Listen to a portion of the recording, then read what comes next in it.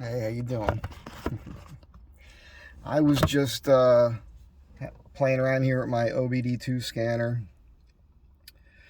No codes or anything. I let it get up to temp, and looks like everything's running fine.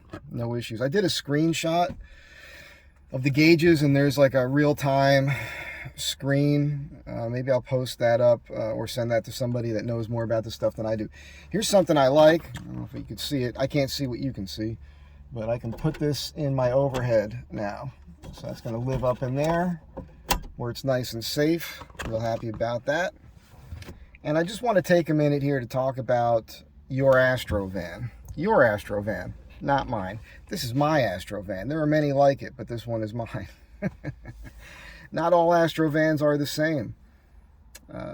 Somebody did a video recently. He had some bad luck. He's blaming the internet for the advice that he took, and it didn't work out well for him. And he was talking about this truck and how the V6 is a dog with the bigger tires and everything else. And I know a lot of people experience that.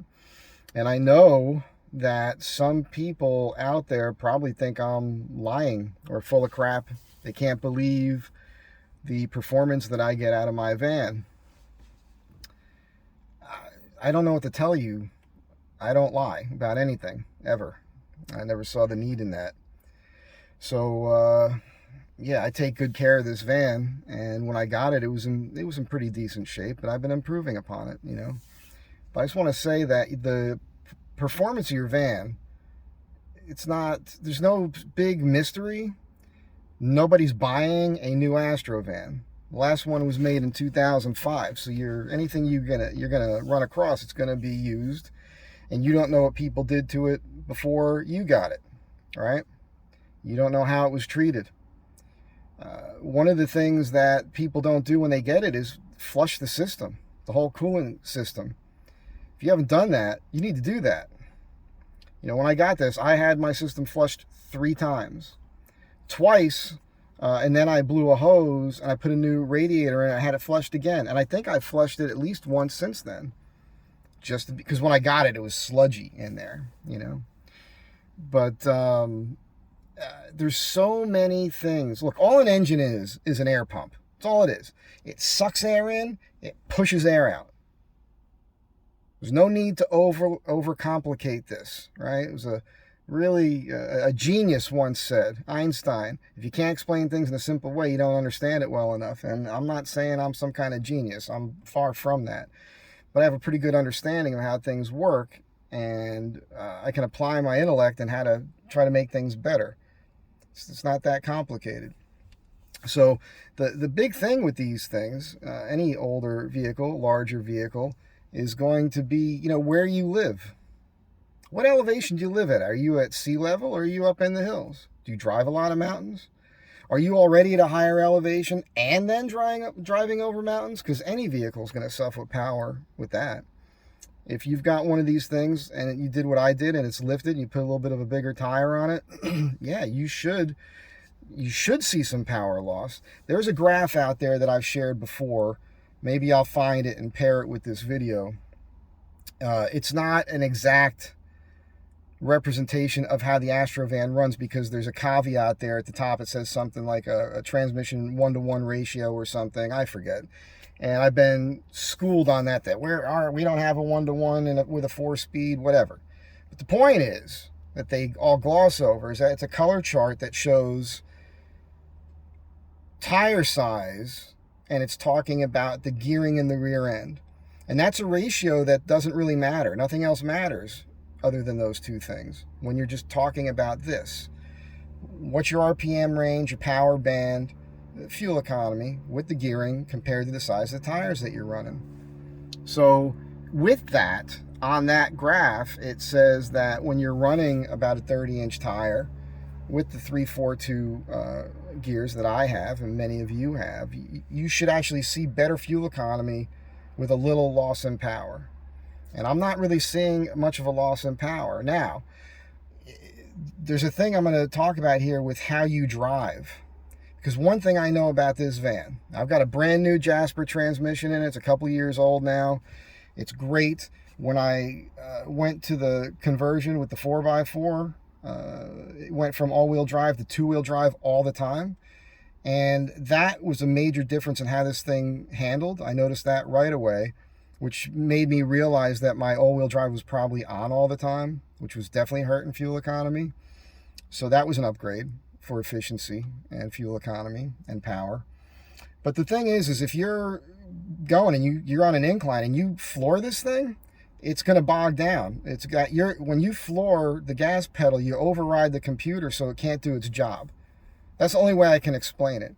As you're cruising along the highway, if you see an incline ahead of you, just barely tap that gas pedal a little bit. You're going to feel that transmission kick into the next gear. And once you get in that gear, as you climb, you can actually see your speed increase as you're going up the mountain. That's what you do. If you're already on there and you start to do that, you might not find it. It might not happen all the time. 85% of the time with me, if I'm on the incline and I give it a little bit, it will still find that gear, that climbing gear, and just go. You don't have to floor it. It's not like, and I came from carburation. All my cars were old cars with a carburetor. So yeah, floor that sucker and bam, you bat out of hell, you take off. V8s pretty much was I was always running. And I had to learn with this, and I forget sometimes. Sometimes I hit it and it just bogs down on you when you do that. So just don't do that. That's the key. Practice that. See if your van's the same as mine. It may not be. So that's just all I really want to put out there, is that not all of our vans are the same. When I've driven across the country in this van, at least 4 times now, East Coast and back. And then on top of that, other major road trips, other loops around the Southwest and whatnot. When I go up, my brother lives in Williams, Arizona, right? Between Kingman and Williams, you're already pretty high. And then you're climbing up to Williams Mountain, which is pretty tall. I forget what the elevation is there, but it's pretty high. And so I feel a loss of power when I'm climbing that mountain. But I can still do 70 miles an hour up that hill. To me, that's a loss. Because down here, if I'm climbing a mountain here in the desert or going over the hills, over the pass, whatnot, I could be doing 85 or more up the mountain. No joke. If I'm doing 80, 85 miles an hour up a mountain, and somebody cuts me off or they pull in front of me and I have to slow down, when I go to give it more gas, I'll have a hard time getting to that speed again because you broke the rhythm with the computer. I don't know any other way to explain it, but that's what I notice. So it's a funny thing. It's a technical, there's a nuance there. You just got to get it right, but you should learn that with your van because you'll get better fuel economy that way. On fuel economy, as I've stated in other videos, I don't really care that much because you got to pay for it anyhow. You got to get from A to B. There's no point in worrying about it. But if you notice a drastic issue with you see the fuel gauge moving, yeah, that's something you want to look into, right? So it's everything. It's a tune-up. It's your suspension. It's your bearings. All of that matters. Believe it, friction. If you've got a truck that's got drum brakes in the back, if your drum brakes drag a little bit, that's going to affect your fuel economy. Yeah, no joke. So there's all these little things. If everything is in tip-top, you should be able to get the best performance from this vehicle. So I don't know what else to tell you about that. At one point, I know it's hard for some of you to believe, but I calculated it several times in a row when I was on the East Coast. On that last trip, when I was going over the Rockies, I was up in Wyoming and whatnot, there was a definite power loss, no doubt about it. But again, going up the mountains, I could still do, I was still doing over 65, between 65 and 70 on average. I was trying to keep my speed below 75 on that trip to save on gas. And when I was on the East Coast, once I got in, I guess, what was it, probably like Ohio, I was out of Illinois, going in that direction into Pennsylvania, and I couldn't believe how far I was getting on the gas tank, and I was using maps, and so it was telling me, here's how many miles I just put on, and I was looking, I fill up, look at the mileage, stop for gas, look at how many gallons I put in. It was simple calculation. I was getting over 22 miles per gallon which is insane. I had a roof box on the top. I got tires that are just under 30 inches tall. Even I had a hard time believing that. I had to call some of my Astro van gurus, in particular Aaron, and he says that there's not a problem with that. On the way back, I had a problem, which I'm still kind of sorting with to a certain extent. And I think what most people are running into, and I've mentioned this before, and I'm going to keep driving this home because I want you all to look into this, it's your fuel injectors. Your fuel injector's been in there for a long time, they're going to get clogged. You don't always need to replace the whole spider system. You should only need to do that if visually there's a problem. You see the leaking going on and that sort of thing. If you replace it, you should get optimum performance for sure. But you should be able to clean them and use those good fuel system cleaners. I've talked about it before, haven't done it yet. I really would like to get one of those pressurized canisters. You pull the fuse for your fuel pump. You run this in line. It runs off of a fuel injection cleaner. You run it till the tube's empty. You let it sit, start it back up, and that's it. If you were to do your homework, do your research, look at cleaning fuel injectors, there are many vehicles that you can actually take the fuel injector out and hold it in your hand. And you can attach it with a wire and open it up and blow cleaner through it. And you'll see when it's bad, it's like two straight lines of the cleaner coming out, and then as it goes, it breaks up and it mystifies. And once you get that nice mist, that's when you know that your fuel injector is working correctly. We can't do that with ours, right? Because of the way this system is built. So I'm just saying that's something you have to be aware of. So if your Astro van is a dog, I feel bad for you to a certain extent, but get into it. Figure it out. Maybe your engine needs to be freshened up a bit. Do a compression test. Either buy those gauges and do it yourself, or bring it to a mechanic, whatever that costs. If it costs you a few $100s for a quality shop to run all the diagnostics and do a pressure test, all the pressure tests for all the systems, everything, at least then you know. I haven't done that because I got pretty lucky with this thing. Runs pretty stinking good. So that's it. All right, that's all I'm saying. There's other guys out there that are getting really good performance too. And yeah, by the way, on this, we're doing these engine lift brackets. They're going to be done soon. And first set's going to mine. We're going to do a video on that. I'm also going to be doing bumpers.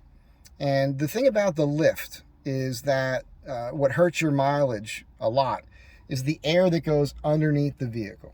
So what's been going on in my mind is, if you notice the stock Astro van in the front, underneath the front bumper, there's a wind jammer. You look at the bumper, it comes down, it rolls out, and that deflects air around the vehicle instead of it getting trapped under and having all that turbulence there. So what's going on in my mind is maybe there's a way to have a nice bumper with a winch and everything on there. Maybe there's a way to have a plastic or a mat or something that can have quick release clips that come down and somehow attach to that cross member on the front to help deflect that air. We're going to be doing a skid plate there anyhow, but maybe there's a way to do that. So highway drive and it's there. And then when you get someplace off-road, you unclip this thing, you stick it up on your roof rack or somewhere else, and you go. It's just something I'm thinking about. Again, figure it out, man. If I could do it, you could do it. So have a great day. Be good to one another. I've been doing a lot more videos because I haven't had enough work at the moment. So I hope you enjoy them. I know I don't say this a lot, but go ahead and like and subscribe. I don't like that thing when I watch other videos. Hey, smash that pound key, smash that like button and hit subscribe and da-da-da-da. I'm not that guy. I'm not normally thinking of that when I do these videos. I'm fascinated and shocked that it even popped into my head at this moment in time while I was doing this one. So that's it, man. Astro Van Tribe meetup will happen. I'm going to do a whole separate video on that. It's going to be good. Stay tuned. I'll catch you next time. Woo! And this is just so you know, this is the code that you'll find this on the passenger door, okay? So I've got a GU6. That means I got the 342. The GT4 is the 373. GT5 is the 410. That would be phantasmic. If you got the G80, you got the rear locker on there. So now you know. Here's that graph I just mentioned in the last video, and you can see it's a tire size and gear ratio chart. And it does say the chart shows estimated RPMs at 65 miles per hour, assuming you're in fourth gear with a 1-to-1 ratio, which apparently we don't actually have. That's fine.